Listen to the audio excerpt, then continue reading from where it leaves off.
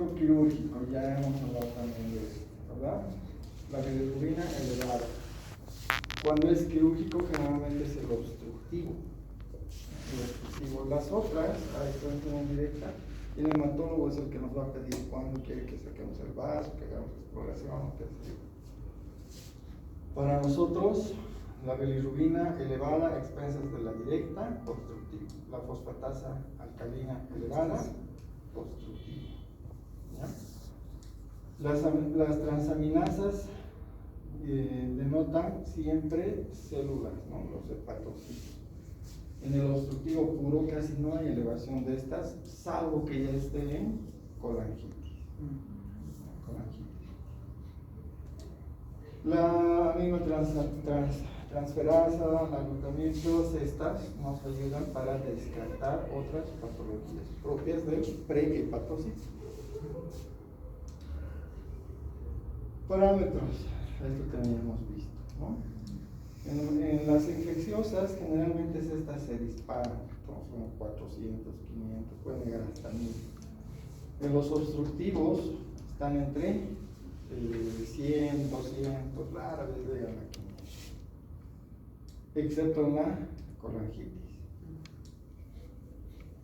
Todas estas son para criterios ya diagnósticos. Por ejemplo, el último en desajustarse siempre es el TPT. ¿Ya? Todas estas son funciones hepáticas. El tiempo de protrombina alterado significa grave afectación hepática y generalmente son las infecciosas. La albúmina generalmente está en relación o a sepsis, ¿no? O a enfermedades crónicas como ser la hipertensión portal y esas cosas, la cirrosis. Las proteínas y la albúmina. Y las bilirrubinas, como ya conocemos, una correcta interpretación nos va a dar prácticamente el diagnóstico. Tumores hepáticos. Cuando hablamos de tumores, siempre hablamos que sea un benigno o un maligno. ¿Cuáles son los benignos? Los quistes. Si son quistes únicos y con fiebre, son infecciosos. Si son quistes múltiples y sin nada, se llaman quistes de inclusión, que no se les hace nada, salvo sean molestos. Dentro de los malignos, el adenocarcinoma es el más malo, diríamos, ¿no? Y es al que hay que prestarle especial atención. Como les decía, las tumoraciones a veces son incidentales y con imagen, entonces siempre hay que tratar de hacer coincidir la imagen en el laboratorio, la anamnesis. Lo mismo, el dolor es inespecífico, puede ser hipocondrio derecho, dependiendo al síndrome, puede venir con un síndrome obstructivo, o qué sé yo, si es una imagen ocupante, se palpa el hígado, los bordes hay que verlos, tratar de tocar los bordes hepáticos, etc. Los laboratorios, ¿no? Están elevadas las transaminasas, no las bilirrubinas, entonces el hepatocito está enfermo, etc. La imagen desde los rayos X hasta lo más complejo, la resonancia, podemos pedir algunos específicos, muy rara vez. Si hay duda y es claro que el hígado está afectado, la biopsia. Muchas veces la cirrosis hepática, sabemos que es cirrótico, pero no sabemos a qué grado, biopsia.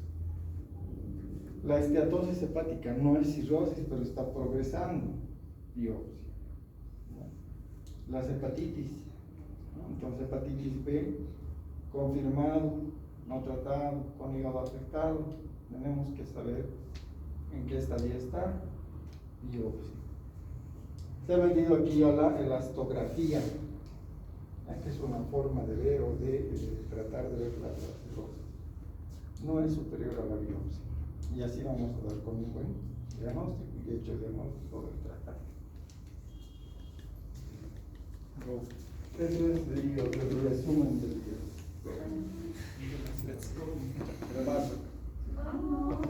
Esto es más cortito, ¿no? ¿Es un buen trato? Vaso más. ¿Cuánto largo es el texto? ¿Vaso más trato? No, Pero quiero entrar a la... Va, hasta el final.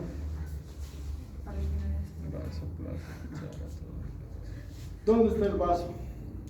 Aquí, atrás del estómago y en el lado izquierdo. En el hipocondrio izquierdo del abdomen, en la parte más posterior, generalmente cubierta por los arcos costales. Tiene íntima relación con la curvatura mayor, principalmente en su parte más próxima, por donde están los vasos rectos, muy íntimamente relacionados. También con la cola del páncreas y con el ángulo esplénico del colon. Está fijo a estos, los elementos de fijación están prácticamente juntos a estos. Entonces, ¿qué lo fija? El ligamento gastroesplénico, donde están los vasos rectos. Es tan importante esto que si esto sangra, hay que sacar el vaso. En las cirugías de hiato, por ejemplo, tratamos de no lastimar el ligamento por el epiplón de la curvatura mayor. La cola del páncreas en íntima relación con el ilio, por donde está la vena esplénica y las arterias esplénicas. El ligamento frenocólico, el diafragma le presta un ligamento que es muy laxo, se puede cortar y no sangra, o con el dedo incluso disecar. Y el ligamento colofrénico o frenocólico, es decir, entre el riñón, el colon y el vaso comparten un ligamento.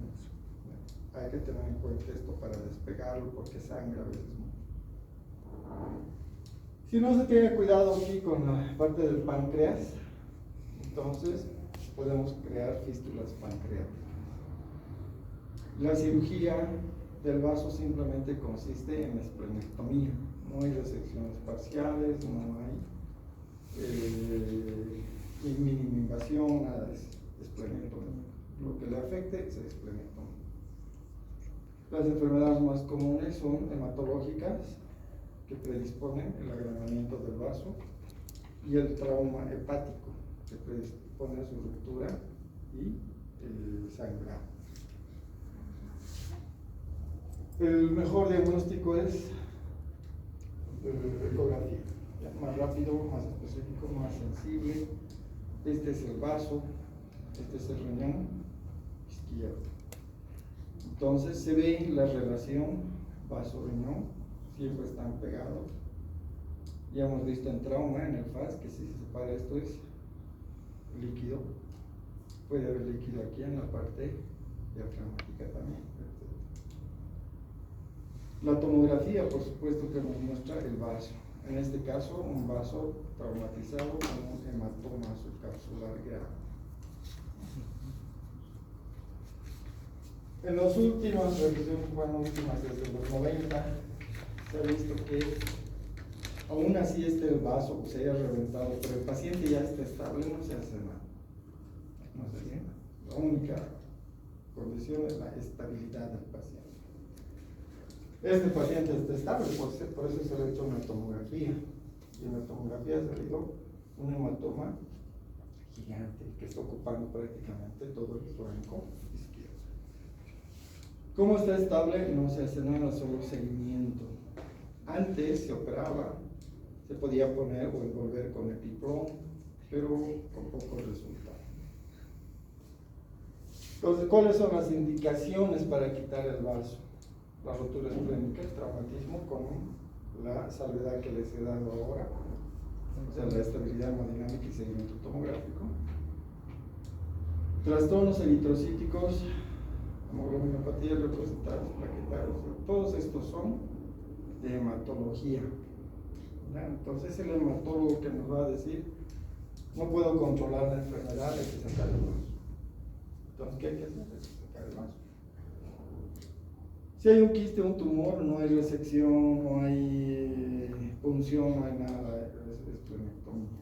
Si se infecta o hay abscesos o otros trastornos, se saca, no hay otro tratamiento.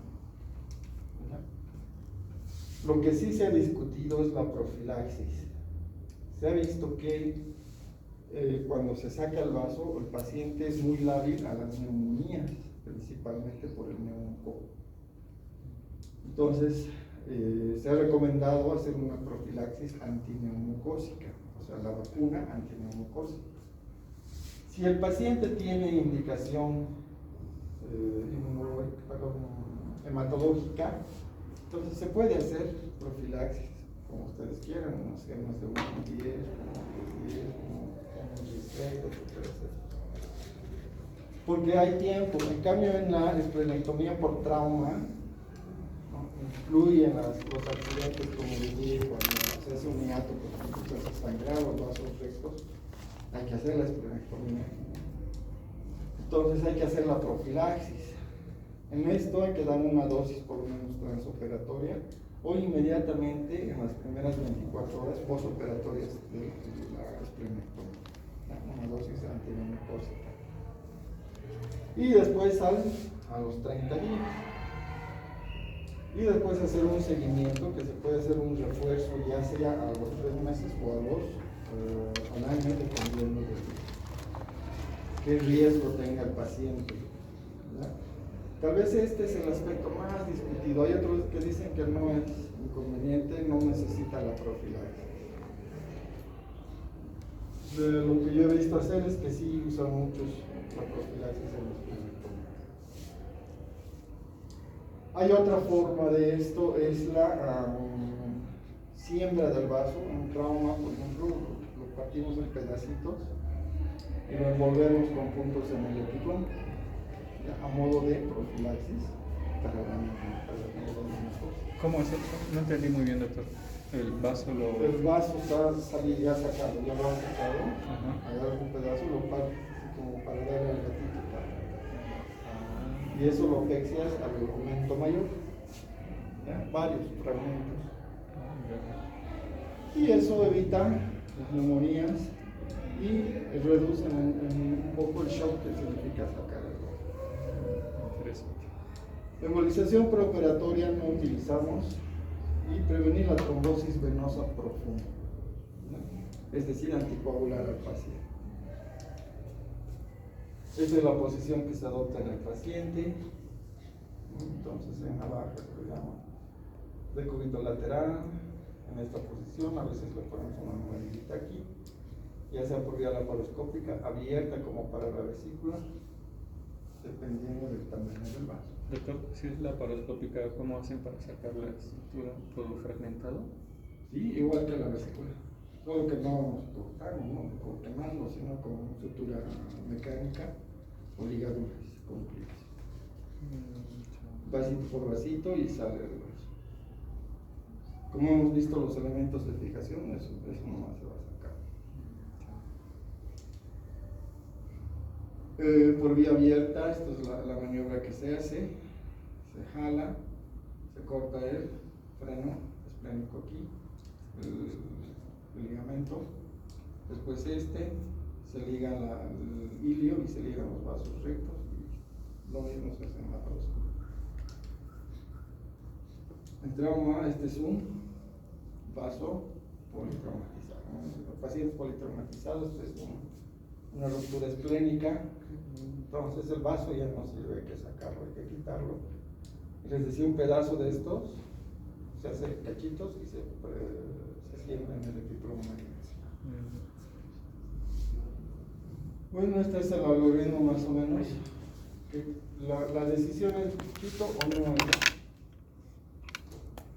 Entonces, en trauma hay que ver el estado hemodinámico del paciente. Hoy en día está el tratamiento conservador, ¿no? Entonces, el paciente está estable, no necesita operar, le hago un seguimiento nada más. Pero si no, hay que hacerla esplenectomía.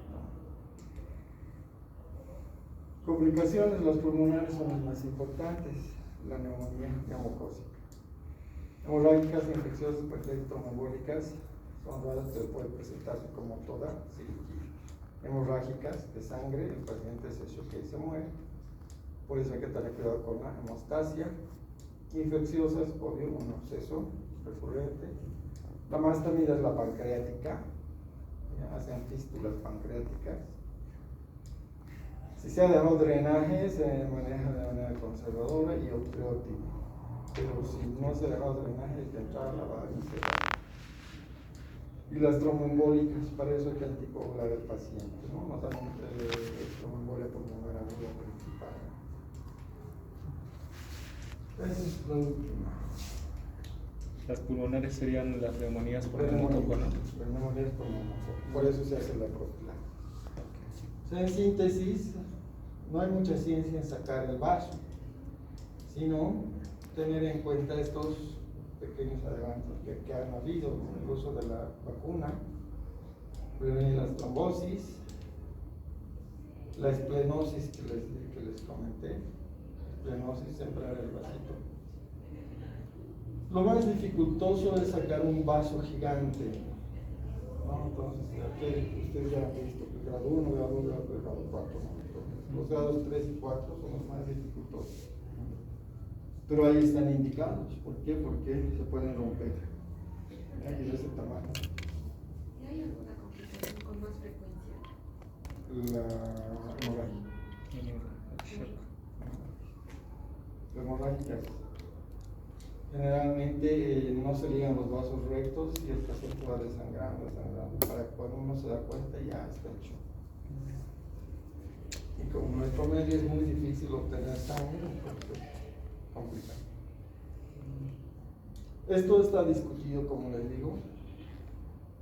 Si ustedes revisan la literatura, el mismo Schwartz muestra poca incidencia.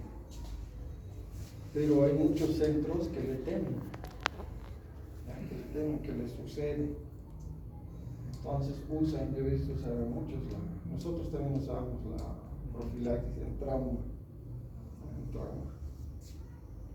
Y junto a la esplenosis, nunca he visto un caso de neumonía neumocócica post-esplenectomía, la verdad, pero sí le tienen mucho temor a muchos serios, ¿no? Y las demás, no hay más problemas. Doctor, en cuanto a al preoperatorio, ¿cuál era el que no se debía hacer? ¿No se debía hacer? Sí, o no se hace, mejor dicho. Dijo el que no se hace de los tres. No, se hace. A las tres se hacen, ¿verdad? Claro, se hace. No, La embolización. La embolización, siempre y cuando haya sangrado. Ay, pero sí se hace, ¿no? Se puede hacer. Lo que pasa es que en la embolización necesitas, esto es cuando no has dejado el drenaje y ves que está sangrando, entonces dejas un catéter, ¿ya? Y listo para embolizar. Es muy difícil hacer, es fácil decirlo, pero cambio esto es enoxaparina y esta es la vacuna, ¿no? Esto es lo que me sirve. Entonces, esta es bien difícil realizarla, sin embargo está descrita. Nada más. Y las indicaciones. Gracias. Listo. No hay nada nuevo. El doctor Romero de estos temas, como que no enfocamos más, o como que no podemos hablar. Sí, ¿no? Sí, el proceso de Schwartz está con. Por eso les estoy resumiendo. El Schwartz hace un resumen de todo ordenado. Schwartz les explica la anatomía, el resumen del testículo, les da la fisiología, se fija mucho en Guyton, obviamente son americanos toditos, y les va resumiendo lo mismo. Solo que sí es pero esto es lo que tienen que saber. Las indicaciones de una especialidad que se hace y la anatomía. Quirúrgicamente, cortar los ligamentos, la paroscopía. Doctor, ¿y esos de los valores que usted mostró ahí también son relevantes de cara al parcial? ¿Cuál? Los valores que usted mostró ahí en la diapositiva, ¿eso igual va a preguntar o Claro, ¿Los valores de referencia? de referencia? pero claro, tienen que saber eso. No, pero de cara al parcial, igual. Pero cuando está Si ese es la base, les estoy diciendo, es la base en vaso no hay donde perder, Creo que, ¿y en qué tema vas a enfocarse, Doc? A eso creo que se refería mi compañero. pancreatitis aguda es lo más importante. Ya, pancreatitis aguda, entonces. Vale, tanto. Porque el hígado,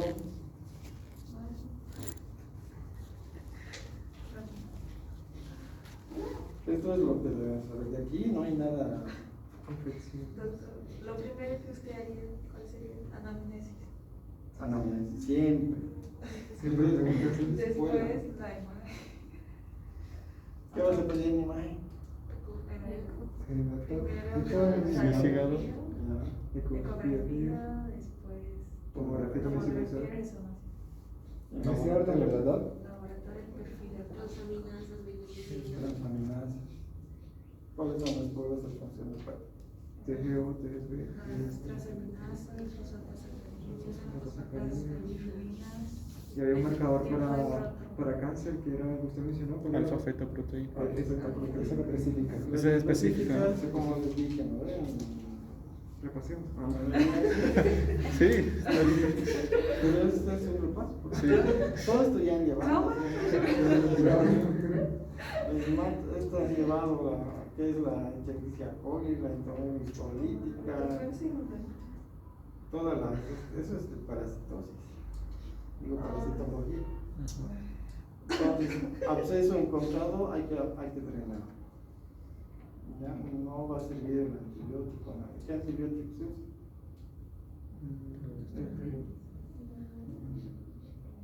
Bueno, eso, ¿cuál es esto?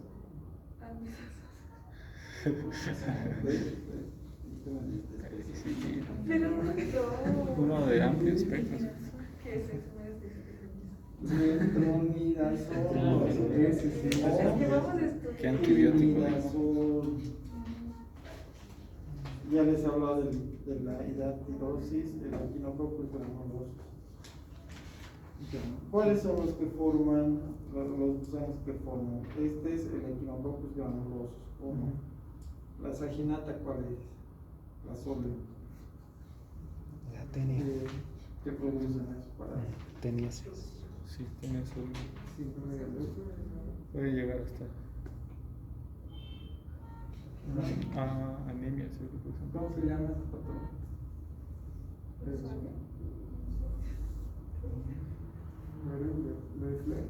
¿Qué es la cisticercosis? Cisticercosis es una Todas parasitosis. las chicharrones se contactan. Con la carne de cerdo. Pero no se va al hígado y al pulmón, se va. En cambio, el Echinococcus se queda en el hígado y en el pulmón. Y ¿Es el hígado y pulmón? Del Echinococcus, ¿no? El cisticerco, el tratamiento es el mismo, la alimentación. Este bichito es bien travieso, ¿no? En el hígado produce síndromes obstructivos. Y generalmente son hallazgos, uno entra para ver y ahí está saliendo el ascaris. O entra a sacar una piedrita y ahí está de paso. el ascaris atrapado, ¿no? Aquí lo sacamos. Y dentro de lo que son las hepatitis, ya lo han visto el gastro, entonces. Bien sería que las bacterianas estuvieran presentes, pero hay que descartar la actividad. Pero este embar puede llegar incluso a sesiones de quimioterapia. Entonces tienen que descartar. ¿Cómo se llama el test del estudio? El test del embar. Se tiene que repasar el fondo año más. Este es un hígado cirrótico, observen los bordes. Estos se pueden palpar en la clínica, si es que se pueden palpar. Ya son bordes afilados, irregulares o dentados muchas veces, dolorosos. Cuando se entra a quirófano se observa esta imagen, es un hígado oscuro, pequeño, con fibrosis. Estos blancos son fibrosis, este es hígado sano, esto es fibrosis. Y las etapas terminales es negro el hígado. Entonces, ¿qué se necesita una biopsia? Para ver en qué etapa está. Si le vas a hacer eso. Obviamente, la cirrosis hepática puede producir un síndrome obstructivo, pero no por la vía biliar extensiva, sino por estar apachurrando al hepatocito y a las vías biliares, o sea, indirecta y directa. La cirrosis no solamente es alcohólica, como del NE, ¿no? Sino también es por medicamentos, por virus, la hepatitis B. Es más fácil que usted se contagie una hepatitis B que un VIH. Entonces, su esquema de vacunas de hepatitis B deben estar bien. En otros lugares, en México, por ejemplo, el Epstein-Barr es bien endémico y no hay vacuna para el Epstein-Barr. Hay en otros lugares las hepatitis por paracetamol, son bien frecuentes, entonces hay que manejarlas exactamente. Los gimnasios están de moda darles láser, ¿no? Perder líquido y todo eso puede producir hepatitis o hepatitis medicamentosa. Generalmente son irreversibles. La que más revierte, si es que revierte, es la del paracetamol.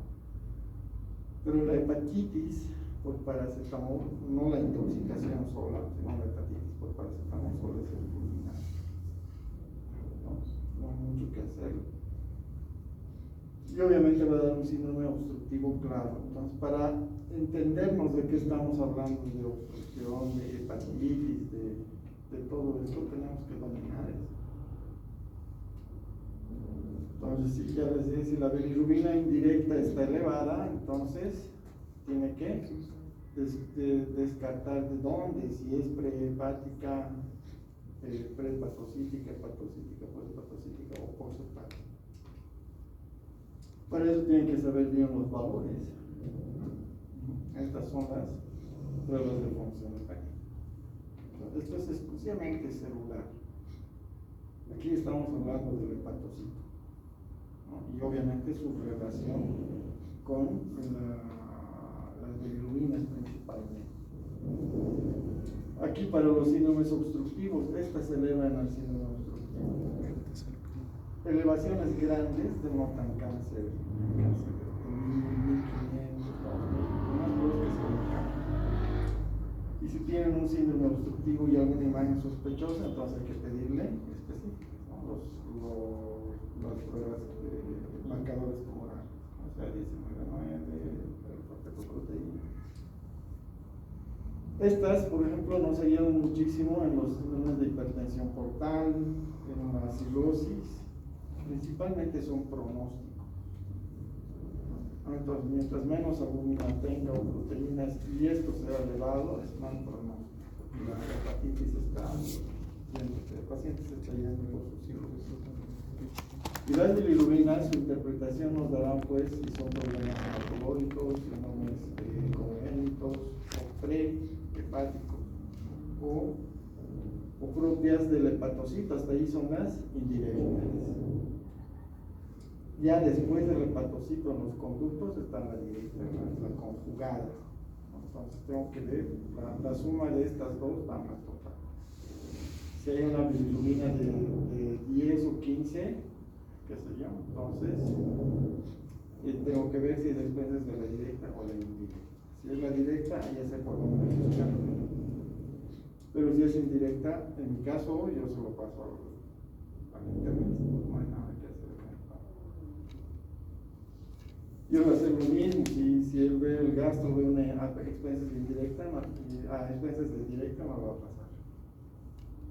Entonces es claro. Pero ustedes tienen que hacer la correcta, son importantes esos valores. La suma de esto tiene que dar la bilirrubina total. Esto es lo que tiene que dar. Aquí se le ha olvidado un 0,2 por eso. Sí. Para que sea 0,2. Entonces, las bilirrubinas, las transaminasas, generalmente ya sea, en Estados Unidos se usa más la alanina aspartato, nosotros usamos la pirúvica o la oxalacética. Entonces, generalmente no deben pasar de 50 o 60. Entre las dos, Entonces, si están 120, 130, sí hay afección hepática, pero una hepática de otra índole. Pero si es 500, 600, 700, primero debo descartar esta infección. Les repito, las obstructivas van con elevación de estas solo en el caso de colangitis o éstasis biliar, o sea, ya está a tiempo y ya está afectando la hepatosis. Pero si es aguda, esto puede estar normal. En cambio, las parasitarias, las infecciosas, esto es lo primero que se ve. ¿No? Y en la cirrosis, todo esto se eleva, porque el hígado está fulminado, pues ya no da. Y ahí ya tengo que buscar signos pronósticos, y me fijaré en eso. Mientras más bajo esté el volumen y más alterado el TP, entonces es mal pronóstico para el paciente, porque el hígado ya no puede formar factores de coagulación. ¿Cuáles son los factores que forman el hígado? 7, 12, 9 y 10. Entonces, esto es facilita. Esas dos que se han preguntado en examen, ¿cuáles son los dos pronósticos que te ayudan para la hepatitis? Albúmina y TP. Esa puede ser una pregunta de examen. Ustedes conocen la clasificación de Charpwicz, ¿no? Eso les van a hacer en casa. Sí. Ah,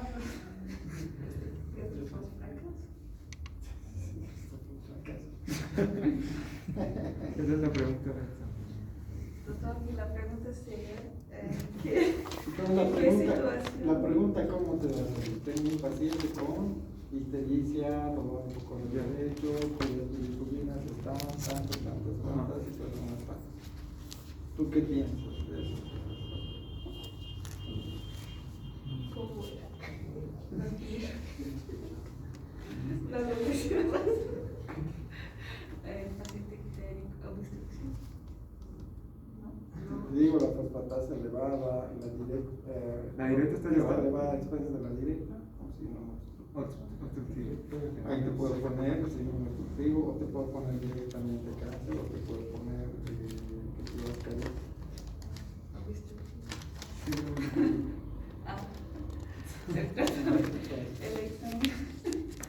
El examen que solicitaría. Ya estaría en el examen, ¿no? Estoy dando la pregunta y en la respuesta puede ser cualquiera de ellos. En la pregunta te voy a dar más o menos el enfoque. Otra pregunta sería: ¿cuáles son los dos parámetros de la analítica para ver el pronóstico del paciente? Albúmina y TP. Están acostumbrados a esas preguntas. No, pero te ayuda, porque es clínica, te ayuda, porque ¿Qué sabes pasa el pronóstico. si yo te puedo preguntar? Es un paciente ictérico sin dolor, ¿no? Sin dolor, con una historia de alcohol, ¿ya? Entonces, ¿cómo encontrarías los laboratorios? Podría estar normal las transaminases. ¿Es sería todo elevado? Transaminases elevado. Bilirrubina puede estar un poco aumentada. Puede estar A expensas de la. Generalmente es la directa. Directa. Si está aguda, puede ser la indirecta. La fosfatasa alcalina también puede estar un poquito aumentada. Eso no va a estar porque los ¿No? conductos están internos. Ah, ya.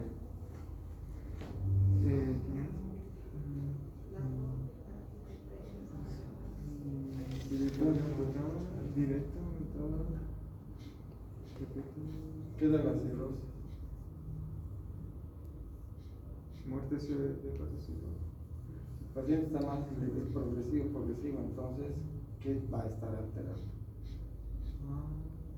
La coagulación, La coagulación, producción de proteínas. Ahí tienen que acordarse, yo no les estoy dando, pero me imagino que saben la clasificación de Charcot, que está en hipertensión portal, eso es clínica, ¿no? Así utiliza que es la coagulación que tiene la tensión.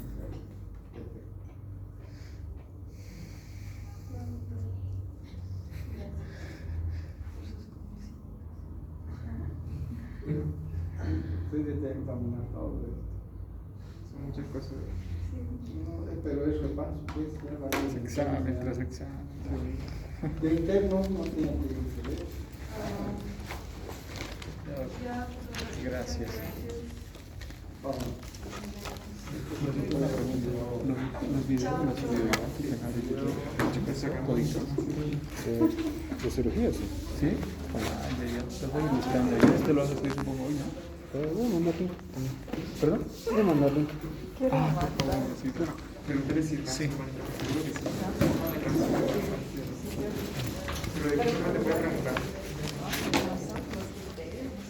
O sea, o te dan caso de que te va a decir, dime cuánto tiene de más. Eso sí.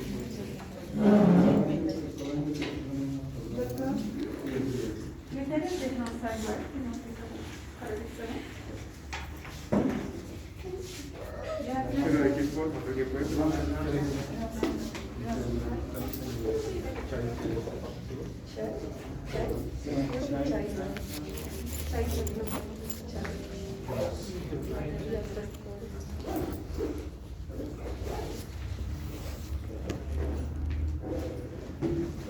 ¿Cómo fue que dijo? ¿Chai? ¿Por qué eran golas?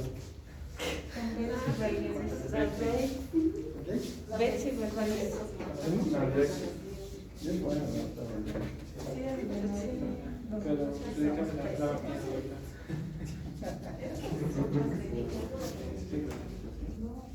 Femeninas, chicas y Samson. ¿Los viste?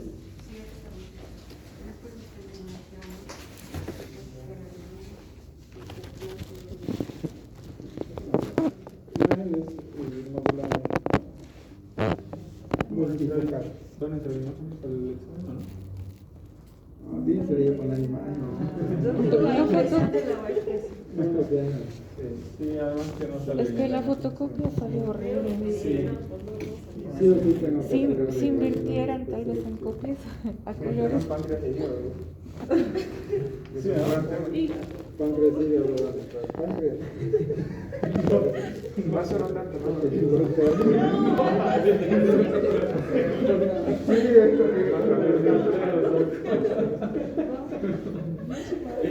¿Cuántas preguntas? Nunca camino ambulante con un tema de escuela pública. Sí, ¿de cuántas preguntas más bueno van a hacer? Si tengo tiempo, 45. Si no tengo tiempo, si han adelantado para lunes, por ejemplo, Sí. tenemos dos que son más de guardia. Un regalo de Navidad. Cuando llega Navidad, un regalo. Sí,